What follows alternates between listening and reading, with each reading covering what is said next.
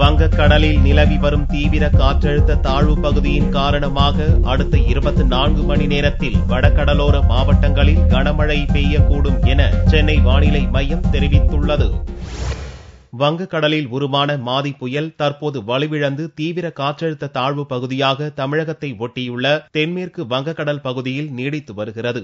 இதன் காரணமாக அடுத்த 24 மணி நேரத்தில் தமிழகம் மற்றும் புதுச்சேரியின் அநேக இடங்களில் மழை பெய்யும் என்றும் கடலோர மாவட்டங்களில் கனமழை பெய்யும் எனவும் சென்னை வானிலை மைய இயக்குநர் ரமணன் தெரிவித்தார். கடலோர பகுதிகளில் தரைக்காற்று பலமாக வீசக்கூடும் என்றும் கடல் கொந்தளிப்பாக இருப்பதால் வடகடலோர மீனவர்கள் கடலுக்குள் செல்ல வேண்டாம் எனவும் எச்சரிக்கப்பட்டுள்ளது.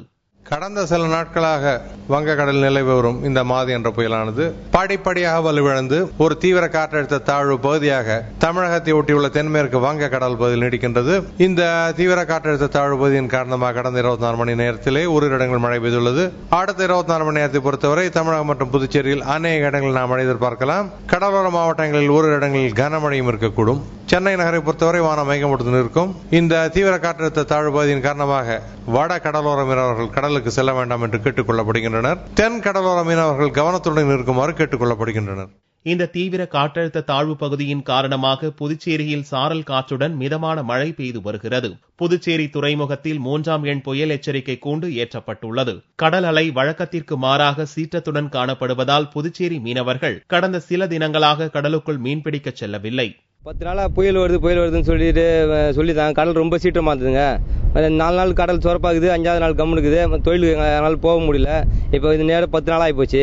இப்போ பார்த்தா ரொம்ப சீற்றம் அதிகமாகி போச்சு. இப்போ பார்த்தா ஏற்கனவே 1ஆம் நம்பர் 2ஆம் குண்டு ஏற்றி வச்சிருந்தாங்க. இன்னைக்கு 3ஆம் நம்பர் குண்டு ஏற்றிக்கிறாங்க.